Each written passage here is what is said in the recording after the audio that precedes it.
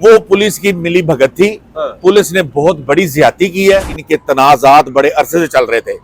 इनको समझदारी का सबूत देना चाहिए था, अपनी बेटी को घर बैठा लेना चाहिए था, डिवोर्स ले लेते, आज वो जिंदा तो होती। चीजें सोच के उन्होंने जबरदस्ती बसाई रखी। वो लड़की खुद अपने माँ बाप की इज्जत की खातर उस जहन्नम में रह रही थी। इस तरह एक मजलूम का केस फाइट करना और इस मुआशरे में रहकर यकीनन ये कोई आसान काम नहीं है। तो आपको क्या क्या मुश्किलात का सामना करना पड़ा? बेशुमार मुश्किलात का सामना करना पड़ा। सबसे पहली बात तो ये है कि मेरी फैमिली में 8-10 वकील हैं। मेरी 4 बहनें हैं। मेरे माँ बाप फौत हो चुके हुए हैं। मेरे 2 भाई हैं और हम टोटल 3 भाई हैं। मेरे भाइयों को, मेरी बहनों को मेरे कजन वकीलों ने ये कहा कि ये गलत रास्ते पे चल पड़ा है। अच्छा। उनका आपस में बड़ा दुश्मनी है। इसको कोई वकील केस नहीं पकड़ता, इसने क्यों पकड़ा है, तो ये दुश्मनी पड़ जाएगी, ये वो। मेरी बहनों ने मुझे सवालिया निगाहों से देखा, ये वो। मैंने फिर अपनी बहनों को समझाया कि अगर तुम्हारे साथ ये काम हुआ होता ससुराल में, क्या मैं तुम्हारा भाई घर बैठ जाता इस बात से कि भी मेरी जान को खतरा है? तो मैं क्या, वो बेटी थी हमारी।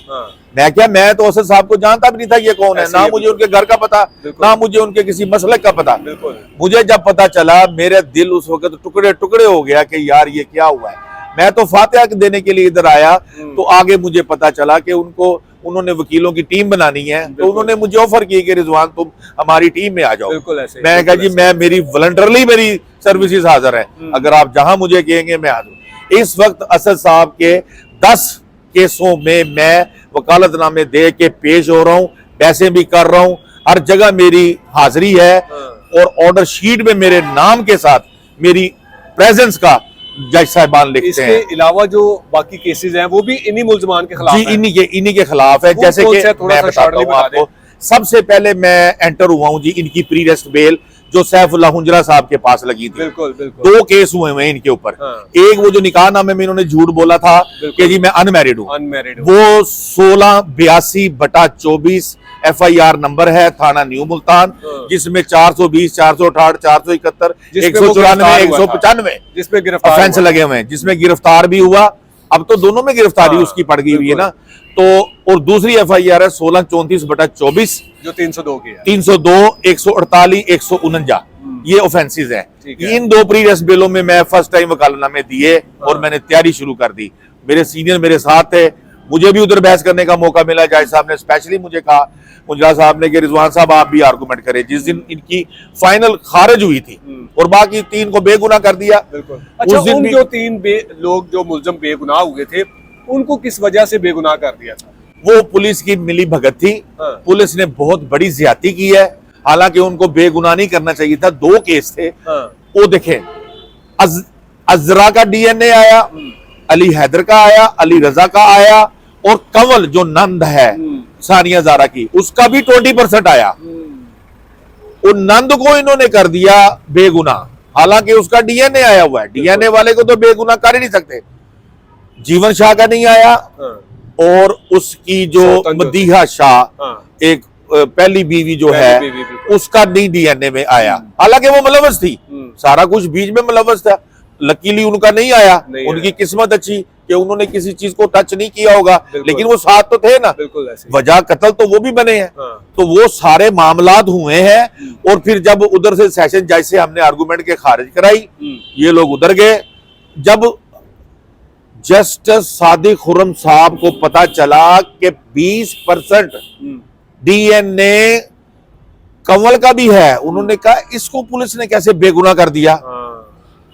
दुख की बात यह है कि इतने जबरदस्त आर्गुमेंट हुए, इतने जबरदस्त आर्गुमेंट हुए दोनों पार्टियों से। वो झूठ पे झूठ बोली जा रहे थे, हमने सच का साथ नहीं छोड़ा, और आज फतह भी हुई है, और अल्हम्दुलिल्लाह। और जब उन्होंने देखा कि जज साहब किसी सूरत ना एडजर्न करने के लिए तैयार है और ना ही उनका मौकफ मानने के लिए तैयार है, उन्होंने औरत का भी अज लिया। तो जज साहब ने कहा नहीं, पहली तारीख में पाकिस्तान बनने के बाद 70+ औरत को मैं जमानत खारिज कर रहा हूँ।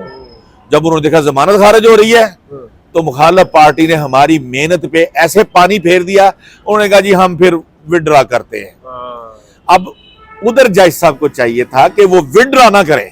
अगर विड्रा करते हैं तो 15-20 लाख रुपया फाइन करके विड्रॉ करें। विड्रॉ करना था तो बहसों से पहले विड्रॉ करते हैं।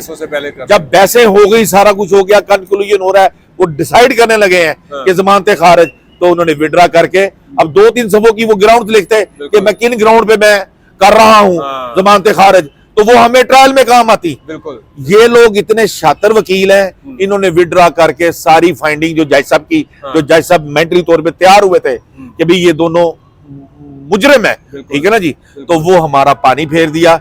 अब उस फैसले में 2 लाइनें लिख दी सिर्फ, जेम्स जोसेफ पेश हुआ, चौधरी शाकिर अली पेश हुआ एक्यूज्ड की तरफ से, ठीक है, और मेरा लिखा कि मैं कंप्लेनेंट की तरफ से पेश हुआ हूं, 3 बंदों के नाम, और उसके बाद ये लिख दिया 2 लाइनों का कि जी डिसमिस विथड्रॉन।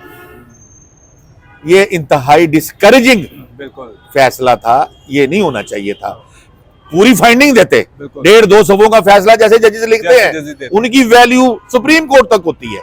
ये मामला सुप्रीम कोर्ट तक जाने होते हैं, ये पार्टी जाए या वो पार्टी जाए, ये नसीबों की बात है, तो जो भी जाएगी दूसरी भी लाजमी जाएगी। फिर अच्छा रिजवान भाई, आपने 5 माह की एफर्ट के बाद जब आपको लगा कि आप माशाल्लाह से जीत चुके हैं और इन मुल्ज़मान को कैफरे करदार तक पहुंचाने में आप कामयाब हो चुके हैं, और कैसा लग रहा है कि एक मासूम बेटी को जिसको बेदर्दी से इन लोगों ने कत्ल किया, और इस तरह से उस कत्ल को इन्होंने एक खुदकशी का रंग देने की जो कोशिश की, ऐसे मुल्ज़मान के खिलाफ अल्लाह ताला ने आपको कामयाब किया है, तो क्या कहेंगे हमारी उन बेटियों के लिए, जिन बेटियों के लिए आपने ये अहद किया हुआ है कि अगर किसी भी बेटी के साथ ऐसा जुल्म होता है तो खुदारा अगर अल्लाह ने जिसको भी जो भी ताकत दी है, जो भी कोई हिम्मत दी है, तो वो पीछे ना हटे, वो यकीनन उस मजलूम का साथ देना चाहिए। देखिए एडी भाई, आपने बहुत अच्छा सवाल उठाया है, मैं आपको इसका सलूशन बताऊंगा।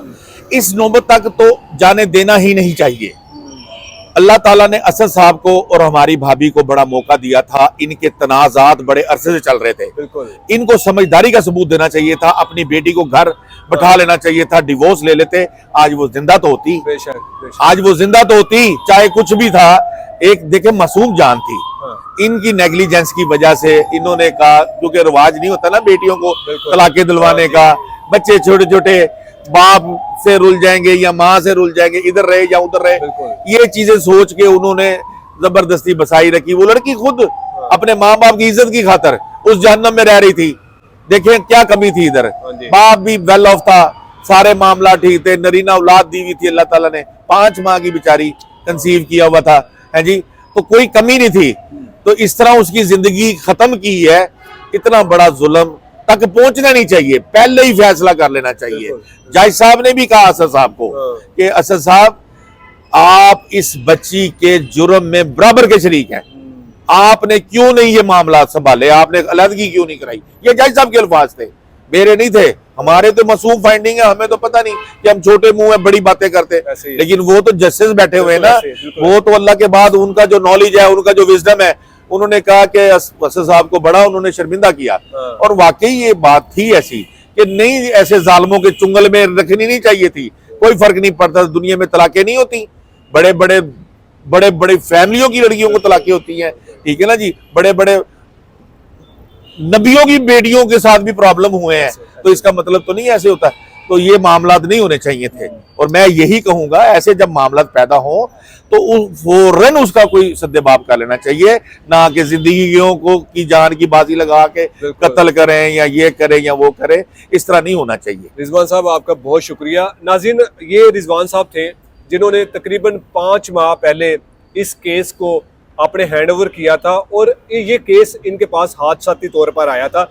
जब ये सोशल मीडिया पर इस केस को हाईलाइट किया गया, वो तस्वीर जो इन लोगों ने इनकी तरफ से बनाई गई, या फिर उस बेटी को इंसाफ दिलाने के लिए किसी ने, एक इंसान ने उस तस्वीर को कैप्चर किया, वो तस्वीर जब पूरे सोशल मीडिया पर आग की तरह फैलती है, तो ये शख्स, जैसे हम यहाँ पहुंचे, ये भी यहाँ पर आते हैं, असद शाह साहब के साथ ताज़ियत करते हैं, इजहार अफसोस करते हैं, और जब उनको बताते हैं कि मैं भी पेशे के लिहाज से एक वकील हूँ, तो उन्होंने मजबूर थे, बेबस थे, उन्होंने भी इनको अपनी टीम में शामिल कर दिया। लेकिन इन्होंने जिस तरह से ईमानदारी के साथ इस माफिया का डट कर मुकाबला किया, और आज अल्लाह ताला ने इनको कामयाबी दी है कि वो जो कातिल थे, जो सबसे बड़ा कातिल था, वो तो उन्हीं दिनों में गिरफ्तार हो चुका था, लेकिन जो उससे बढ़कर जो शातिर मुल्ज़मान थे, जो कानून को गुमराह कर रहे थे, जो कानून को खरीदने की कोशिश कर रहे थे, जिन लोगों ने तकरीबन 4 माह तक कानून को मामू बनाए रखा और हमारे ही कुछ कानून के रखवाले भी उनके साथ मिलकर असद शाह साहब को जलीलो ख्वार कर रहे थे। कभी आपने देखा होगा कि पुलिस की तरफ से जब ये वाकया हुआ था तो पुलिस ने शुरू से ही ये कह दिया था कि ये कत्ल नहीं बल्कि ये खुदकशी है। आज उन अफसरान को अपने गिरेबान में झांकना होगा और ये फैसला करना होगा और आकर मीडिया पर ना सही तो आकर इनके साथ, फैमिली के साथ आकर अफसोस करे, माफ़ी मांगे कि हमसे ये जुर्म हुआ था, हमने इन कातलों को पकड़कर पहले दिन ही छोड़ दिया था। अगर तब ये ना पकड़कर छोड़ते तो आज इतना लंबा जो केस चला है शायद न चलता। ये नाज़रीन, आप लोगों ने मुझे बारहा ये कमेंट्स किए, मुझसे रब्ता किया कि सानिया जहरा केस की जो अपडेट है, जो उन मुल्ज़मान के ख़िलाफ़ जो केस था वो कहाँ तक पहुँचा, क्या वो मुल्ज़मान गिरफ्तार हुए या फिर अभी भी फ़रार थे। आज अल्लाह के फजलो करम से हमारी एक बहन को हम सब की, आप सब की आवाज़ से आप सब ने इस केस को हाईलाइट किया, सोशल मीडिया पर आवाज़ उठाई और बिलाखिर हमारे अदलिया और अदालतों में बैठे जो हमारे मुअज़्ज़ज़ जज साहिबान हैं उन्होंने ये फैसला किया कि ये असली कातिल हैं उस बेटी के, जिस बेटी का कोई गुनाह नहीं था, जिस बेटी का कोई कसूर नहीं था, जिसे बेदर्दी के साथ कत्ल कर दिया।